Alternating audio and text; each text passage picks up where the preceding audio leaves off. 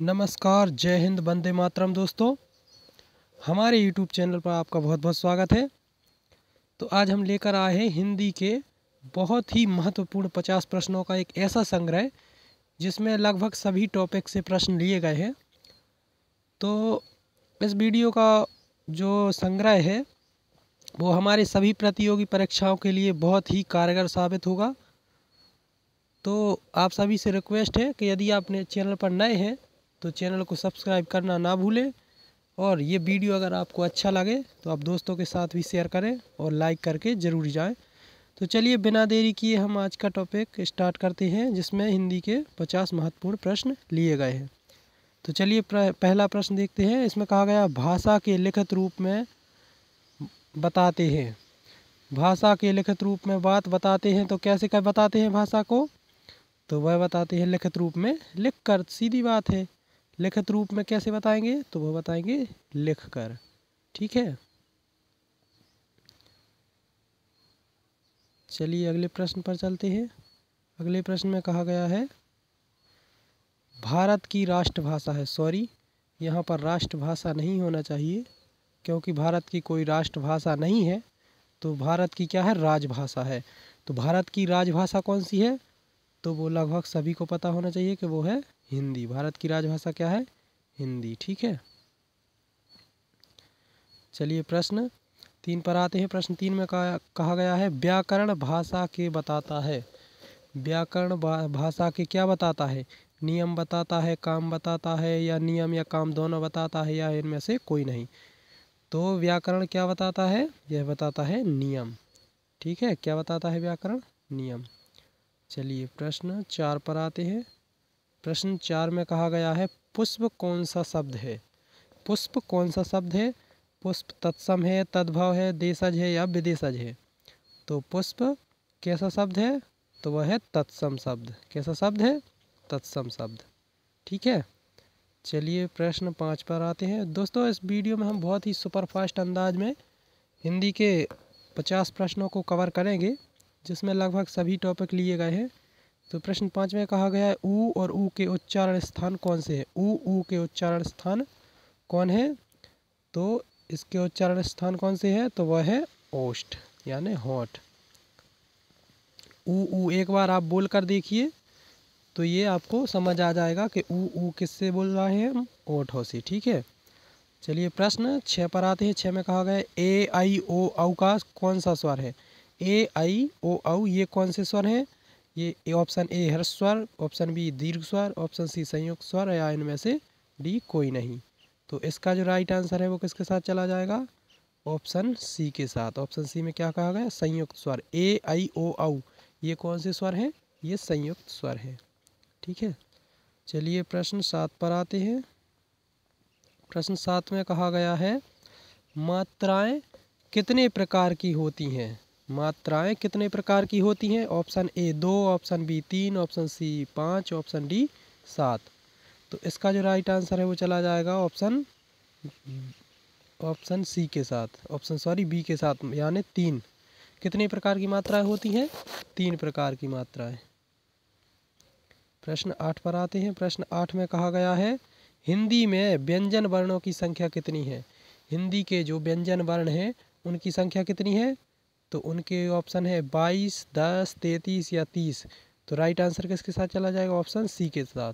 व्यंजन वर्णों की संख्या कितनी है? 33। और हिंदी वर्णमाला में स्वर कितने हैं? तो स्वर हैं 11। ठीक है, अगला प्रश्न है का वर्ग का उच्चारण स्थान कौन सा है? अब वर्ग आप जानते हैं, का वर्ग में कौन कौन आएंगे? का, खा, गा, घा और इया, यानी 5 अक्षरों का एक वर्ग होता है। तो इस 5 वर्गों का वर्ग का जो उच्चारण स्थान है वो क्या है? तो वो चला जाएगा ऑप्शन डी के साथ, यानी कंठ।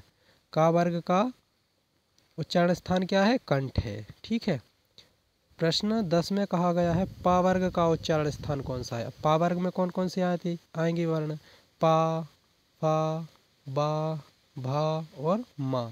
ठीक है, तो इनका उच्चारण स्थान कौन कौन से हैं? ऑप्शन देख लेते हैं। दंत है, कंठ है, ओष्ठ है और मूर्धा है। तो पा वर्ग का जो उच्चारण स्थान है वह है ओष्ठ। क्या है? ओष्ठ। आप बोल के देखिए, पापा बोलिए अब, पापा।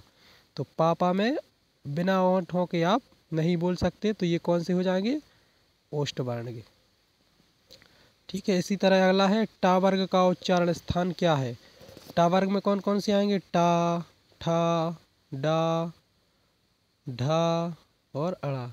तो इसमें इसका उच्चारण स्थान कौन सा है? दंत है, कंठ है, ओष्ठ है या मूर्धा है? तो इसका जो राइट आंसर चला जाएगा वो जाएगा ऑप्शन डी के साथ, मूर्धा। ये किस से बोले जाते हैं? ये मूर्धन्य वर्ग के हैं, टा वर्ग। ठीक है, चलिए प्रश्न 12 पर चलते हैं। प्रश्न 12 में कहा गया चा वर्ग का उच्चारण स्थान कौन सा है? चा वर्ग का उच्चारण स्थान, चा वर्ग में आएंगे चा, छा, जा, झा और इया। तो ये इनका चा वर्ग का उच्चारण स्थान कौन सा है? तालु। Option A. क्या आ जाएगा? ऑप्शन ए, तालु। जो चा वर्ग के उच्चारण हैं वे तालु से होते हैं। ठीक है, चलिए नेक्स्ट प्रश्न देखते हैं। पा, फा, बा, भा, मा का उच्चारण स्थान क्या है? पा, फा, बा, भा, मा का। तो अभी हमने देखा पा वर्ग, पा वर्ग में यही पांचों अक्षर आते हैं ना, तो इनका उच्चारण का स्थान क्या है? तो इनके ऑप्शन है तालु, कओष्ठ, कंठ और दंत। तो ये कौन से हैं? ये ओष्ठ वाले स्थान से बोले जाते हैं पा वर्ग के, पा, फा, बा, भा, मा। अब प्रश्न 14 पर आते हैं। प्रश्न 14 में कहा गया है अंतस्थ व्यंजन कितने प्रकार के होते हैं? अंतस्थ व्यंजन कितने प्रकार के होते हैं? ऑप्शन ए है 7, option B 8, option C 4, option D 5। तो अंतस्थ व्यंजन कितने प्रकार के होते हैं? इसका राइट आंसर चला जाएगा ऑप्शन सी के साथ, अंतस्थ व्यंजन ऑप्शन सी के साथ 4 चला जाएगा। ये कौन कौन से होते हैं? या, रा, ला और वा। ये क्या होते हैं? अंतस्थ व्यंजन। ठीक है, चलिए प्रश्न 15 पर आते हैं। प्रश्न 15 में कहा गया है इनमें से कौन सा शब्द संज्ञा से बना हुआ विशेषण है? इनमें से कौन सा शब्द संज्ञा से बना हुआ विशेषण है? ऑप्शन है कुलीन, नमक, कृपा या जाति। तो जो हमारे विशेषण की विशेषता बताए उसे हम क्या कहते हैं? उसे कहते हैं विशेष्य। क्या कहते हैं? विशेष। और जो किसी व्यक्ति की, वस्तु की जो विशेषता बताए उसे हम क्या कहते हैं? उसे कहते हैं विशेषण। क्या कहते हैं? विशेषण। तो यहाँ पर जो ऑप्शन ए में कहा गया है कुलीन, तो कुलीन यानी किसी व्यक्ति के लिए कहा जा रहा है कि वह कुलीन व्यक्ति है। कैसा है? कुलीन व्यक्ति है। तो इसमें उसकी विशेषता बताई जा रही है। तो ऑप्शन हो जाएगा ए सही, कुलीन। चलिए प्रश्न 16 लेते हैं। 16 में कहा गया इनमें से कौन सा शब्द संज्ञा से बना हुआ विशेषण है? इनमें से कौन सा शब्द संज्ञा से बना हुआ विशेषण है? तो ऑप्शन है जापान, गुणी, दान और जाति। तो जो ऑप्शन बी में कहा गया है गुणी, गुणी मतलब वह बहुत ही गुणवान व्यक्ति है या फिर गुणी व्यक्ति है। ठीक है, तो ये कैसा हो जाएगा? संज्ञा से बना हुआ विशेषण। ठीक है, प्रश्न 17 में कहा गया है इनमें से कौन सा शब्द संज्ञा से बना हुआ विशेषण नहीं है? दोस्तों इस बात पे आपको जरूर ध्यान देना चाहिए कि पहले प्रश्न में नेगेटिव पूछा गया है या पॉजिटिव पूछा गया है, या तो है पूछा जाएगा या नहीं। लेकिन हम अक्सर जल्दबाजी में, क्योंकि वहाँ पर टाइम कम होता है, तो जल्दबाजी हम ये देखना भूल जाते हैं कि ये लिखा है नहीं या सही है। तो इसमें हमेशा ये प्रश्न को अच्छे से पढ़ें एक बार। तो इसमें शब्द संज्ञा से बना हुआ कौन सा विशेषण नहीं है? तो इसमें ऑप्शन ए है नमकीन, ऑप्शन बी दयालु, ऑप्शन सी धनवान, ऑप्शन डी फुर्ती। तो ऑप्शन डी में जो फुर्ती है तो यह संज्ञा से बना हुआ विशेषण नहीं है। बाकी नमकीन है, ये संज्ञा से बना हुआ विशेषण है, दयालु ये भी है और धनवान ये भी है। ठीक है, चलिए प्रश्न 18 पर आते हैं। प्रश्न 18 में कहा गया इनमें से कौन सा शब्द संज्ञा से बना हुआ विशेषण नहीं है? वही बात जो अभी हमने एक बार और पढ़ा। तो इसमें ऑप्शन ए है अपमानित, ऑप्शन बी में नियमित, ऑप्शन सी में वार्षिक, ऑप्शन डी में अपमान। तो जो अपमान है वह संज्ञा से बना हुआ विशेषण नहीं है। ठीक है। ऑप्शन 19, प्रश्न 19 में कहा गया इनमें से कौन सा शब्द संज्ञा से बना हुआ विशेषण है। तो इनमें से जो 4 ऑप्शन दिए गए हैं, इच्छुक है, प्यास, पशु और संतोष, इनमें से जो इच्छुक शब्द है यह संज्ञा से बना हुआ विशेषण है। प्रश्न 20 में कहा गया इनमें से कौन सा शब्द सर्वनाम से बना हुआ विशेषण है। अब देखिए आप, विशेषण का जो मेन टॉपिक है इसमें सम्मिलित है, तो विशेषण के बारे में मैं अधिक से अधिक इसलिए क्वेश्चन लिए हैं क्योंकि आपका बिल्कुल कॉन्सेप्ट क्लियर हो जाए विशेषण के बारे में। तो चलिए, इसमें कहा गया है 20 में इनमें से कौन सा शब्द सर्वनाम से बना हुआ विशेषण है। सर्वनाम से बना हुआ विशेषण, ऑप्शन है ए मैं, ऑप्शन बी वह, ऑप्शन सी कोई, ऑप्शन डी तेरा। तो जो ऑप्शन डी में तेरा कहा गया है ये सर्वनाम से बना हुआ विशेषण है। चलिए प्रश्न 21 पर आते हैं। प्रश्न 21 में कहा गया इनमें से कौन सा शब्द क्रिया से बना हुआ विशेषण नहीं है। अब देखिए यहाँ पे क्रिया से बना हुआ विशेषण पूछा है कि नहीं है, वो भी नहीं है पूछा है, बाकी इनमें से 3 होंगे और 1 नहीं।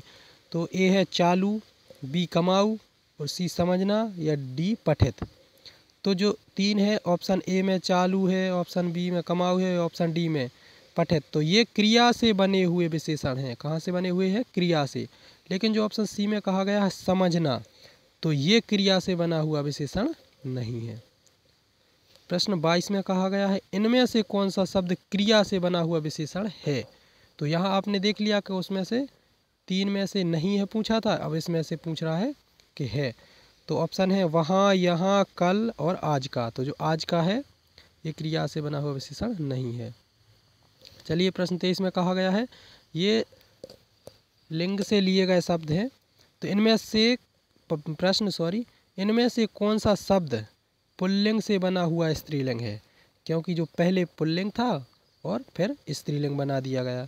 तो ऑप्शन ए है काली, ऑप्शन बी बड़ा, ऑप्शन सी ऐसा या इनमें से कोई नहीं। तो आप इसको ऐसे भी देख सकते हैं, ऑप्शन के लिए बड़ा, तो बड़ा तो ये पुल्लिंग शब्द ही है। ठीक है। ऐसा भी पुल्लिंग शब्द है। लेकिन जो काली है, आप बोल कर देखिए काली, काली किताब उठा ली, काली फसल उगा ली, मतलब किसी में भी अगर आप काली का यूज करेंगे तो वो जहाँ 100% ही वो स्त्रीलिंग वाक्य बन जाएगा। ठीक है। तो ऑप्शन आ जाएगा ऑप्शन ए। प्रश्न 24 में कहा गया है कौन सा शब्द संस्कृत से तद्भव बनाया गया है। कौन सा शब्द संस्कृत से तद्भव बनाया गया है। ऑप्शन ए है बच्चा, ऑप्शन बी है वच्छ, या फिर ऑप्शन सी में ए और बी दोनों। तो इसका जो राइट आंसर चला जाएगा वो ऑप्शन ए के साथ, बच्चा।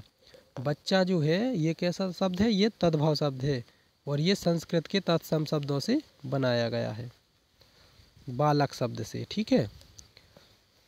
प्रश्न 25 में कहा गया है कौन सा शब्द गुणवाचक विशेषण है।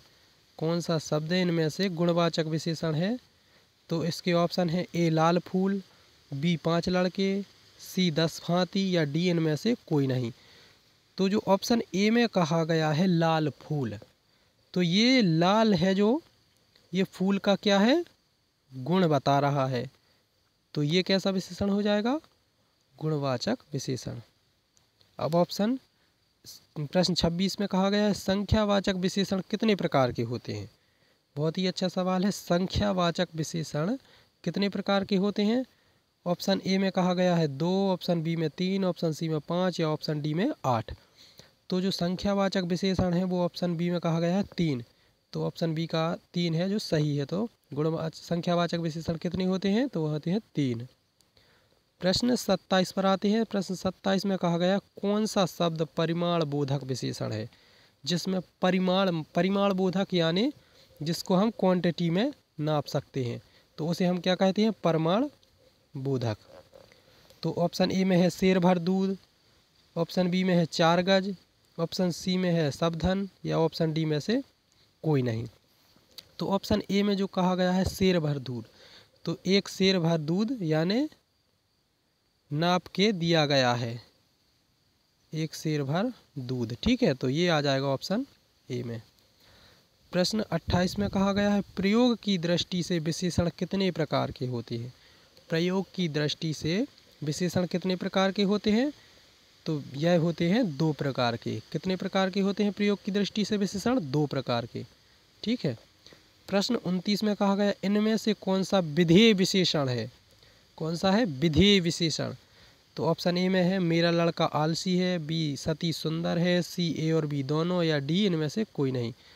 तो विधेय विशेषण क्या आ जाएगा? ऑप्शन ए में कहा गया मेरा लड़का आलसी है।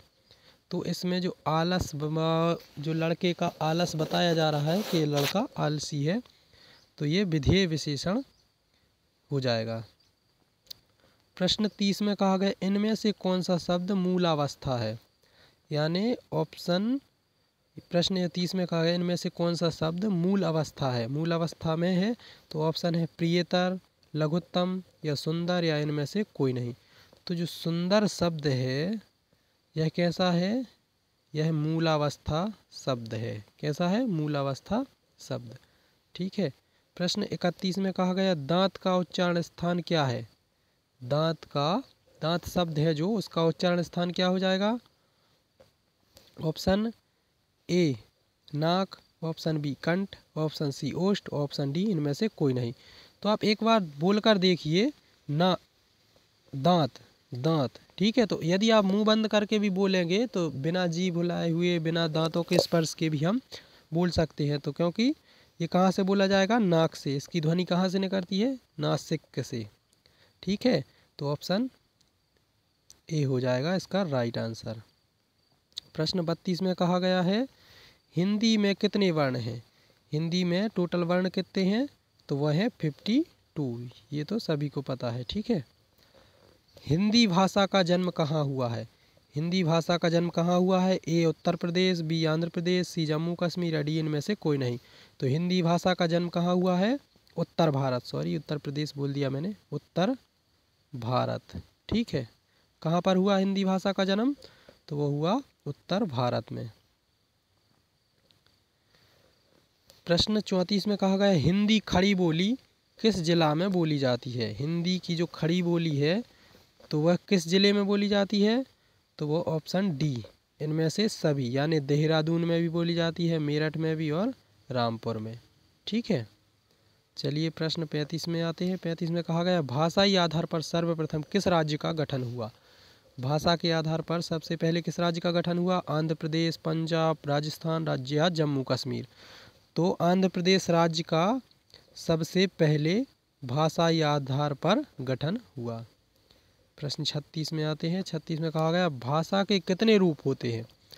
भाषा है जो, उसके कितने रूप होते हैं? 1, 2, 4 या 7? तो भाषा के कितने रूप होते हैं? 2। एक होता है लिखित और एक होता है मौखिक। ठीक है। 2 रूप होते हैं भाषा के। प्रश्न 37 में कहा गया है, सॉरी कहाँ चला गया, 37, 34, 35, 36, 37 ये रहा। कौन सी भाषा इस देश की पुरानी है? यानी हमारे देश की जो सबसे पुरानी भाषा है वह कौन सी है? हिंदी, संस्कृत, मराठी या अंग्रेजी? तो आप सभी को पता है कि हमारे देश की सबसे प्राचीन, देश की क्या सारे विश्व की सबसे प्राचीन भाषा कौन सी है? तो वह है हिंदी, क्योंकि आज से हजारों साल पहले के जो ग्रंथ लिखे हुए हैं वो संस्कृत भाषा में ही लिखे हुए हैं। चलिए प्रश्न 38 में कहा गया कौन सा भाषा मध्य प्रदेश की प्रमुख भाषा थी? कौन सी भाषा मध्य प्रदेश की प्रमुख भाषा थी? मध्य देश की, सॉरी मध्य देश, जो मध्य देश हैं उनकी कौन सी भाषा प्रमुख थी? तो वह थी मागधी। कौन सी थी? मागधी। प्रश्न 39 में कहा गया मगही किस भाषा की उपबोली है? मगही किस भाषा की उपबोली है? ऑप्शन ए राजस्थानी, बी पश्चिमी, सी पूर्वी हिंदी या डी बिहारी? तो ऑप्शन ए के साथ चला जाएगा इसका आंसर। मगही जो है जो राजस्थानी भाषा की उपबोली है। प्रश्न 40 देखते हैं। प्रश्न 40 में कहा गया निम्न में से कौन सी भाषा भारत की प्रथम देश भाषा है? कौन सी भाषा भारत की प्रथम देश भाषा है? Option A Punjabi, option B Sanskrit, option C Hindi या ऑप्शन डी पाली? तो ऑप्शन डी में जो पाली कहा गया है ये भारत की प्रथम देश भाषा है, क्योंकि अधिकतम जो बौद्ध धर्म के समय पर जो उनकी भाषा लिखी गई है वो पाली भाषा से ही ली गई थी। चलिए प्रश्न 41 पर आते हैं। 41 में कहा है दक्षिणी भारत में हिंदी प्रचार सभा का मुख्यालय कहाँ स्थित है? दक्षिण भारत में हिंदी प्रचार सभा का मुख्यालय कहाँ पर स्थित है? मैसूर, चेन्नई, बेंगलोर या हैदराबाद। तो इसका राइट आंसर चला जाएगा ऑप्शन बी के साथ। चेन्नई में दक्षिण भारत में हिंदी प्रचार सभा का मुख्यालय स्थित है। प्रश्न 42 पर आते हैं। 42 में कहा गया हिंदी भाषा किस लिपि में लिखी जाती है? हिंदी भाषा किस लिपि में लिखी जाती है? सौराष्ट्री, ब्राह्मी, गुरुमुखी या देवनागरी। तो इसका राइट आंसर चला जाएगा ऑप्शन डी के साथ, देवनागरी लिपि में। हिंदी भाषा किस लिपि में लिखी जाती है? देवनागरी लिपि में। दोस्तों अगर सेशन पसंद आ रहा हो तो लाइक करना ना भूलें, और ऐसे ही अपने जो भी दोस्त तैयारी कर रहे हैं तो उनके लिए भी ये वीडियो ज़रूर पहुंचाएं, क्योंकि आपका ये फ़र्ज़ है कि आपके अपने दोस्तों तक भी बेहतर जानकारी पहुंचाई जाए। चलिए प्रश्न अगला देखते हैं। प्रश्न 43 में कहा गया है निम्न में से कौन सी भाषा देवनागरी लिपि में लिखी जाती है?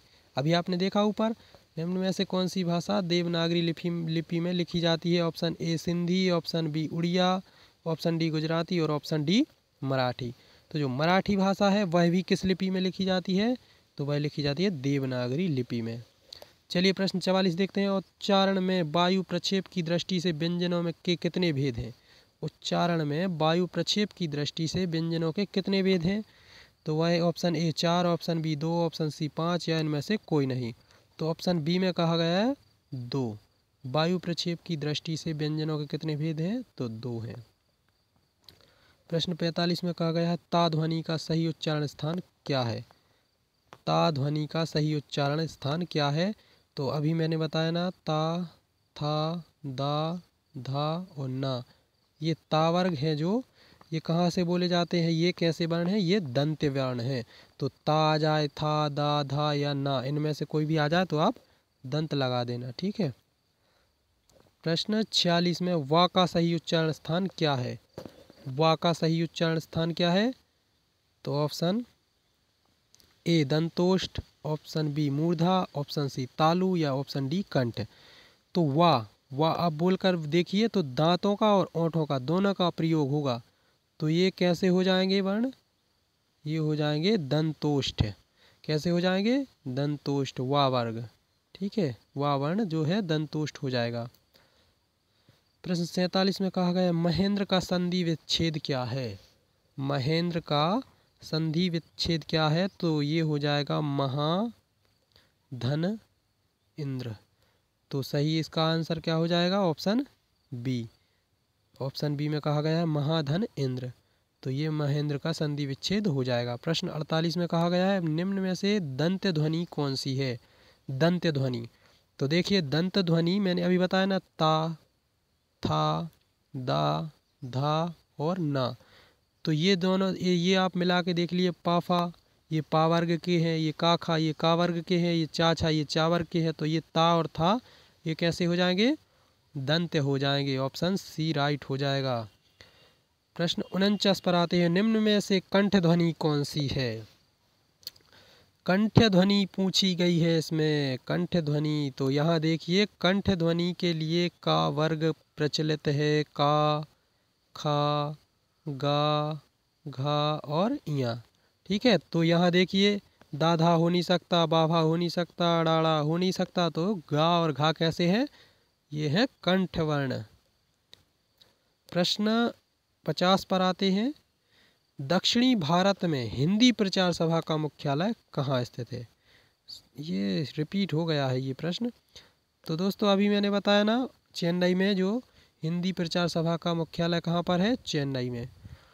दोस्तों आज की इस क्लास में हमने 50 क्वेश्चन इंक्लूड किए थे, जिसमें विशेषण और उच्चारण स्थान से प्रमुख रूप से सब प्रश्न लिए गए थे।